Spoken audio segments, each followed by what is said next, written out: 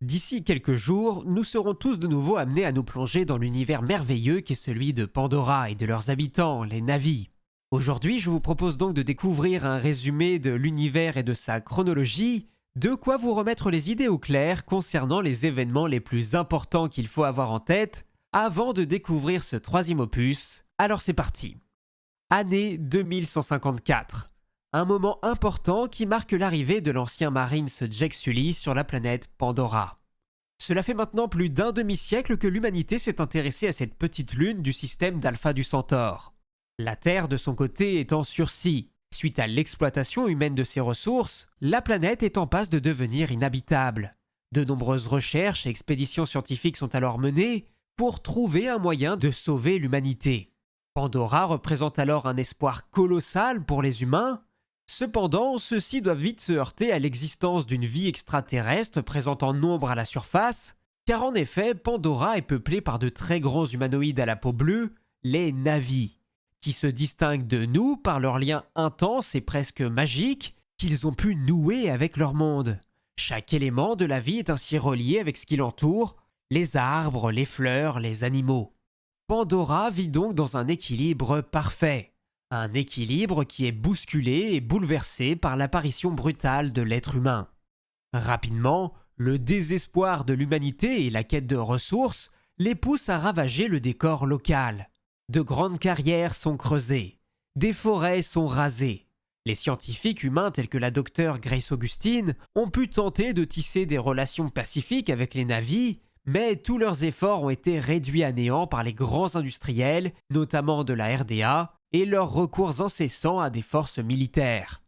D'ailleurs, en 2154, l'ancien militaire devenu paraplégique des suites de combat, Jake Sully, est appelé au secours par des scientifiques, car son frère jumeau, Tom, qui était aussi un scientifique, devait prochainement partir pour Pandora dans le cadre du programme Avatar.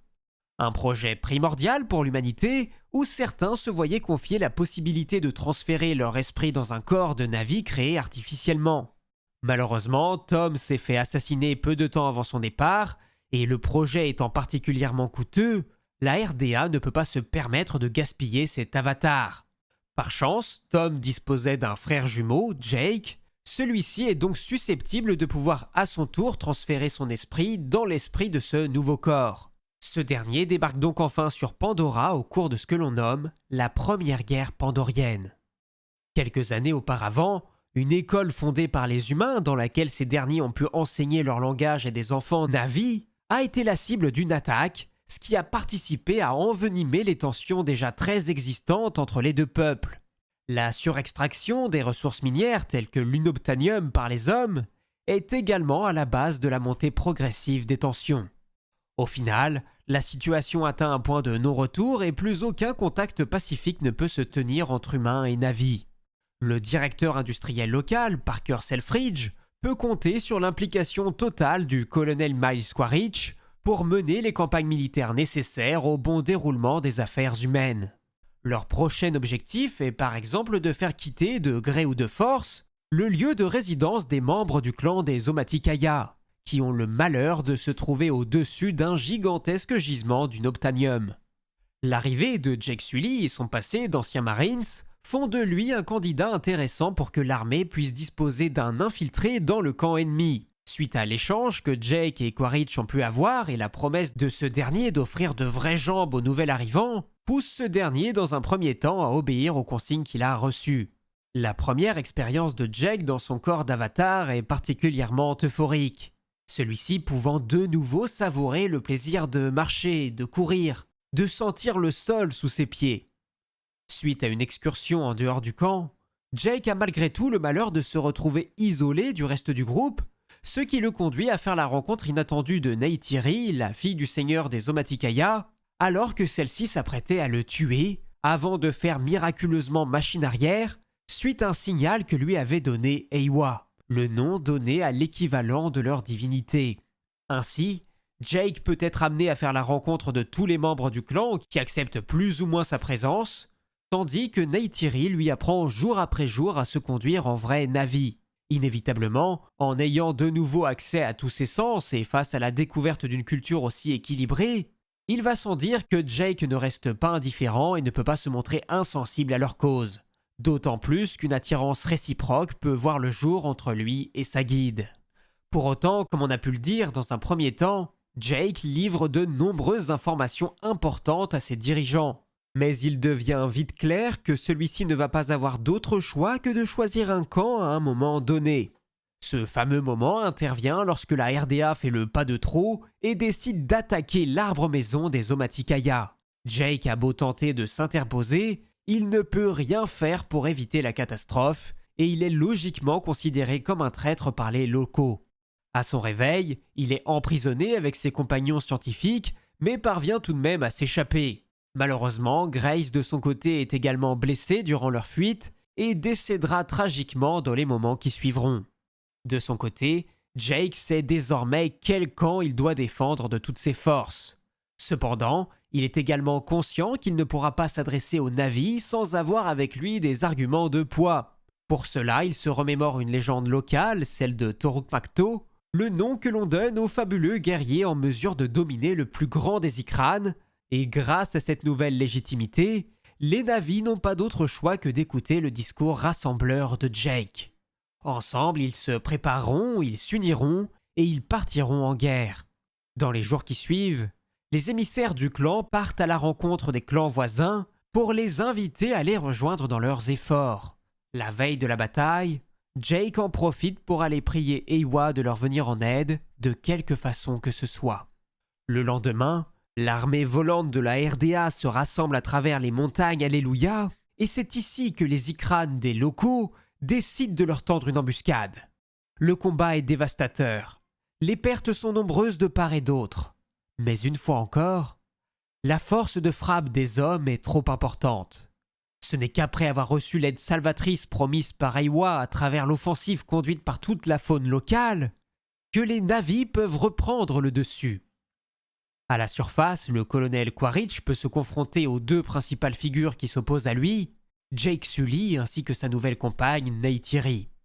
Si le militaire terrien est finalement vaincu, Jake de son côté n'est pas loin de laisser échapper son dernier soupir. Heureusement, grâce à l'intervention rapide de Neytiri et la magie de Eywa, l'esprit de Jake peut être définitivement transféré dans son avatar. Celui-ci peut désormais pleinement embrasser sa nouvelle identité ainsi que sa nouvelle vie. En conséquence de la défaite de la RDA, les humains sont forcés de quitter Pandora pour une immense partie d'entre eux. Certains, essentiellement des scientifiques qui avaient pris le parti des locaux, sont autorisés à demeurer sur place pour poursuivre leurs recherches. Évidemment, il y avait fort à parier que l'humanité n'en resterait pas là, et que la cause désespérée des humains, incapables de vivre en harmonie avec leur propre terre, les conduirait inévitablement à revenir en nombre. Ce terrible jour se produit enfin 14 années plus tard, lorsque la RDA fait débarquer des troupes en masse sous le commandement de la générale Frances Ardmore, qui, pour l'occasion, peut s'appuyer sur le défunt colonel Quaritch ainsi que sur son équipe, dont les esprits avaient pu être sauvegardés pour être transférés dans des corps d'avatar si jamais un malheur devait leur arriver. Le colonel, qui pourtant haïssait les locaux, doit désormais accepter sa nouvelle vie dans ce corps qui n'est pas le sien, mais également faire face à ses échecs passés. Jake, de son côté, a eu le temps de fonder une grande et heureuse famille avec sa compagne Neytiri. Ceux-ci peuvent s'occuper de nombreux enfants, Neteyam, Loak, Touk, ainsi qu'une fille adoptive, Kiri, qui serait la fille de Grace Augustine, bien que de nombreux mystères entourent sa naissance. Plus étrange encore, la fratrie peut compter un jeune humain en son sein, un certain Spider, qui n'est nul autre que le fils que Quaritch a pu avoir lors du conflit précédent, et qui est resté sur place en étant éduqué pendant un temps par les derniers scientifiques humains encore sur place. Mais le retour de la RDA oblige Jake à conduire de nouveau les Na'vi au combat, ce qu'il peut faire en mettant en place de nombreuses opérations de guérilla pour venir perturber la logistique des humains. En revanche, le retour de Quaritch et la tête de Jake qui est désormais mise à prix mettent une cible dangereuse sur toute sa famille. Il en vient donc à préparer leur départ et ceux-ci peuvent enfin trouver refuge bien plus loin au sein du clan des Metkayina, tandis que Spider de son côté a été malheureusement capturé par la petite escouade de forces spéciales conduite par Quaritch. Inévitablement, La trace de Jake et des siens peut être retrouvée par les humains, dont on peut également apprendre que ceux-ci se sont lancés dans la traque de grands mammifères marins, les Tulkun, puisque ces derniers peuvent avoir dans leur cerveau une ressource que les hommes nomment Amrita, qui leur permet apparemment de combattre le vieillissement naturel, à condition bien sûr d'avoir les moyens de s'en procurer. Cette nouvelle ressource conduit donc à la traque sans relâche et au massacre sans distinction d'un nombre important de Tulkun. Ce qui entraîne forcément un nouveau conflit destructeur entre Metkayna et la flotte, qui est conduite par Quaritch. D'autant plus que certains des enfants de Jake ont pu être faits capturer entre-temps, ce qui oblige ce dernier à réagir.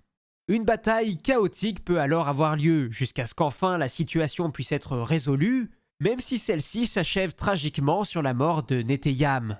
Tandis que Kiri a pu de son côté faire la découverte de certains de ses pouvoirs, ou que Spider, quant à lui, a pu sauver la vie de son père avant de finalement le rejeter.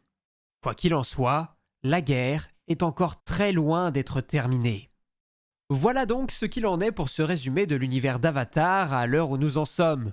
Je sais bien que j'ai pu peut-être aller assez vite par moment, mais ma volonté à travers cette vidéo, c'était pas de vous ensevelir sous tout un tas d'informations, mais surtout de vous faire un bon gros rappel des différents enjeux et des événements importants qui ont pu avoir lieu. Sur ce, j'espère que cette vidéo vous aura plu. Si c'est le cas, n'hésitez pas à la partager à vos amis, à la commenter, à la liker ou à vous abonner à la chaîne. Dans tous les cas, maintenant, nous, on n'a plus qu'à espérer que le 3e opus sera à la hauteur de toutes les attentes qu'on peut avoir. Allez, c'était Absolute, à la prochaine. Ciao.